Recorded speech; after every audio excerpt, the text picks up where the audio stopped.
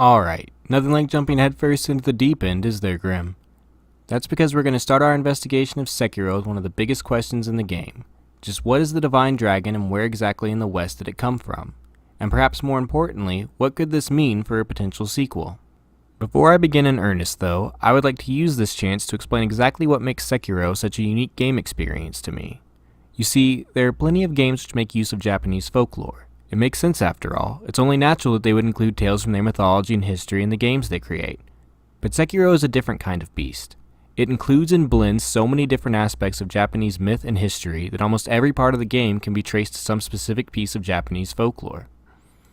When you also consider the fact that much of Japanese mythology is some combination of Indian, Chinese, or Korean folklore with some regional variants added in, well, it certainly makes trying to break down their origins a daunting task, to say the least.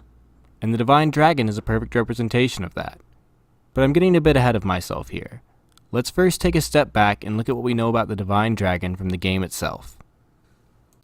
The Divine Dragon is the boss that lies in wait for Sekiro at the top of the Fountainhead Palace in the Divine Realm, and is crucial in his quest for immortal severance.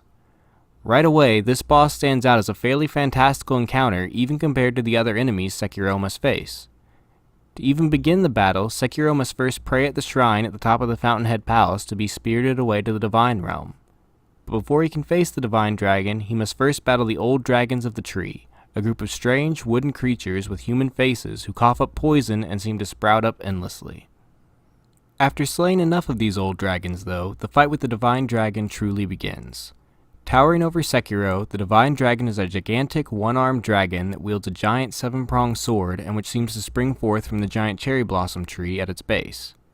Sekiro himself is unable to directly reach the dragon, and so to beat him, he must take advantage of the lightning strikes in the area to reflect lightning into the dragon and weaken it.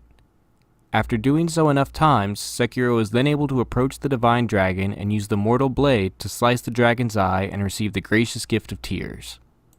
With the dragon's tears in hand, Sekiro then leaves the Divine Realm so that he may help Kuro towards his goal of immortal severance. However, this isn't all we know of the Divine Dragon from the game. We also learn from the remnant of its memory that it is referred to as the Divine Dragon of the Everblossom, and that it came to Ashina from the west long ago and took root there. This arrival of the Divine Dragon from the west is reiterated in the item description of the Holy Chapter Infested, as well as the Holy Chapter Dragon's Return. In addition, the Dragon's Homecoming ending sees both the Divine Child and Sekiro leaving to the west to return the Dragon's heritage to its rightful place. Which brings us back around to our original question. Where in the west did the dragon come from, and where is it being returned to? Well, before we can come up with our answer, we need to look into the mythological basis for the Divine Dragon itself. So what exactly provided the inspiration for the Divine Dragon? Well, yeah, Grimm, of course the inspiration for the Divine Dragon is a dragon, but the question is, which dragon? As many of you are probably well aware, dragons are quite prevalent in Eastern mythology and folklore, but not all dragons are the same. As a very broad statement though, in Eastern mythology, dragons are commonly associated with rain and the weather. They are also associated with moving bodies of water, including springs, waterfalls, rivers, seas, and oceans. This is in line with the idea of the Divine Dragon, as it makes its home at the top of the Fountainhead Palace, where the spring waters flow down through Ashina. The weather itself is also an important element of Sekiro's battle with it in the form of wind and lightning. But let's narrow things down a bit more, starting with the Japanese dragons.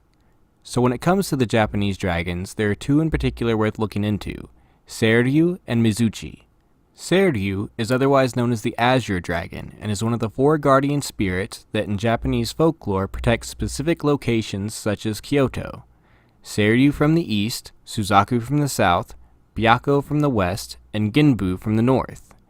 These four spirits are represented elsewhere throughout Asia, but originate from China as they are the four symbols of the Chinese constellations. These mythical beasts are all associated with a direction, a season, and when included with the yellow dragon in the center, an element. So the question then is, what does Seiryu represent in this system?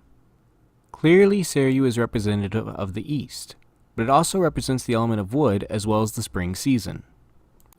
This is also important because of what Seiryu represents in the Wu Jing, or the 5 Chinese elements, which was a basic elemental structure in Chinese history that is even still applied today in ideas like feng shui. In the Wu Jing, each element affects the others in specific ways. Wood is nourished by water, which explains why the divine dragon took root in the nourishing spring of Ashina. Wood also nourishes fire, which, depending on the interpretation, can include lightning, perhaps explaining the divine dragon's weakness to it and why its very presence seems to generate lightning strikes. The last interaction wood has with an element is that it is destroyed by metal. This may not be a solid connection, but it is interesting to note that Sekiro must use both of his blades to actually defeat the divine dragon. The most important aspect of this connection to wood and the Wu Jing, however, is the fact that wood and the season of spring are representative of abundant vitality. Sounds familiar, right? The divine dragon is seen sprouting out of the Everblossom tree and is most likely missing an arm because of the wooden branch that was taken from it. The Everblossom tree itself is a cherry blossom tree that is always in bloom, a unique trait since real cherry blossoms only bloom for a brief period in spring. However, if the divine dragon is Seiryu, it makes sense that the Everblossom would always be in bloom as it was kept in a perpetual spring.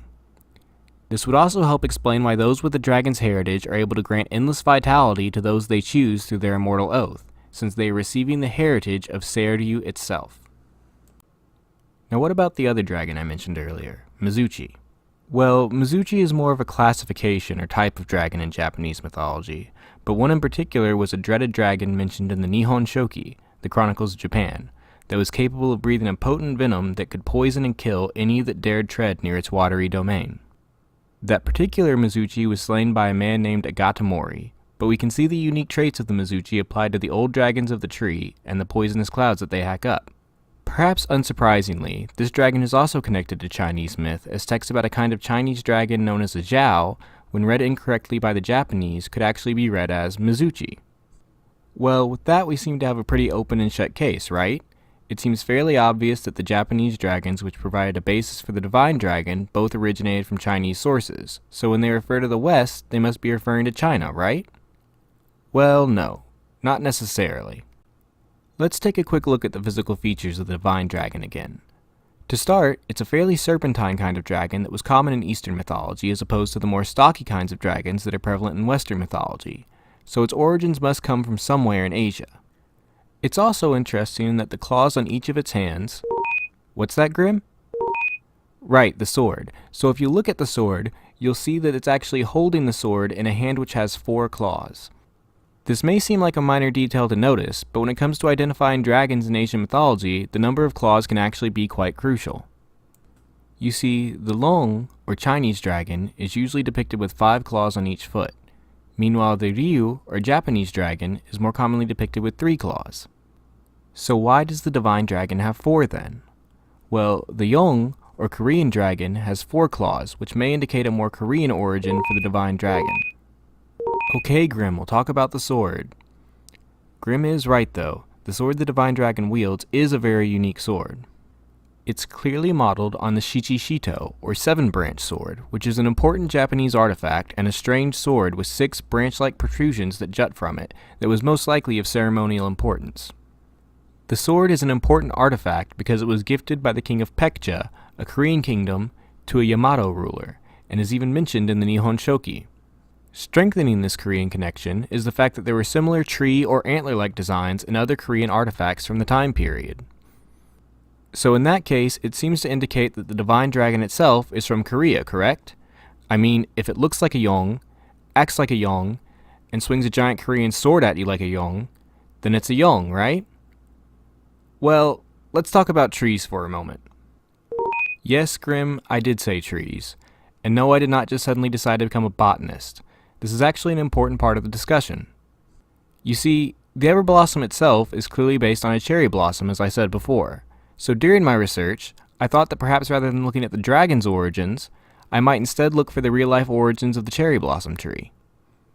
Imagine my surprise when instead of a simple geographical source, I instead found a series of debates using historical records, folklore, and even DNA studies as Chinese, Korean, and Japanese experts all argued over the true origin of the cherry blossom. And this debate is in no small way representative of the same task as trying to pin down the exact location that the divine dragon came from. You see, this is what makes the study of folklore so muddy at times, especially the further back in time you go. Over time, historical records blend into something more like a mixture of fact and folklore, such as the Nihon Shoki, which despite its usefulness as a record of Japanese history, was written by a number of writers and included stories from all across Japan. Include the fact that each storyteller had their own biases, the way folklore and stories tend to change with each retelling, and the simple misunderstandings and mistranslations that were bound to occur, and suddenly you end up with a very different history than what you started with. As a matter of fact, it's not uncommon to discover that two seemingly very different bits of folklore told in two different locations were actually once the same story. So in that case, it must be easiest to go by which society was the first to create such tales, correct? When it comes to folklore, though, that approach won't work. I mean, yes, it will tell you where the original tale first began, but if the tale has become changed so much that it's no longer even recognizable as the original, where did this new tale originate from? It's the dilemma of the Ship of Theseus played out with our own cultures and heritage. But I digress. We came here to find an answer, or at least to narrow it down as much as we possibly can. So where does this leave us? Well, we can say with a good amount of certainty that Eastern dragons themselves originate from China, but that doesn't do much to help us here since we're talking about the divine dragon specifically, not dragons in general. Korea, likewise, has its claim to the true origin of the divine dragon given its physical appearance and the weapon it wields, but there are depictions of dragons from China and Japan that contain 4 claws as well, albeit less common. So which is right, and where might the journey take Sekiro next if there is a sequel? For that, we can base our answer not just in folklore, but our knowledge of history as well. You see, we know that the game takes place during the end of the Sengoku Jidai, or the Warring States period, and that there are connections between the Internal Ministry in the game and Tokugawa Ieyasu, who was awarded the title of Internal Minister in 1596. With this knowledge, as well as the details provided by the game, I feel it's safe to say that if the series continues westward, the next game is going to take place in Korea. In particular, during the Imjin War, a series of conflicts between Japan and Korea which began in 1592 with the initial Japanese invasion, but was put briefly on hold until a second Japanese invasion in 1597, meaning the second invasion took place potentially a year or so after the events of the first game, and would provide us with an entirely new war for Sekiro to become involved in. Oh, it looks like Grimm needs some time to recharge after all of this, so I'll go ahead and wrap this up. There's definitely a lot more to be covered on the subject of dragons in general, as well as a number of locations and enemies in the game which relate to other specific dragon-related tales, but I tried my best to focus in particular on the divine dragon this time. Nevertheless, Grimm and I hope you enjoyed learning about the folklore behind the divine dragon, and we hope you'll join us again next time. Until then, everyone.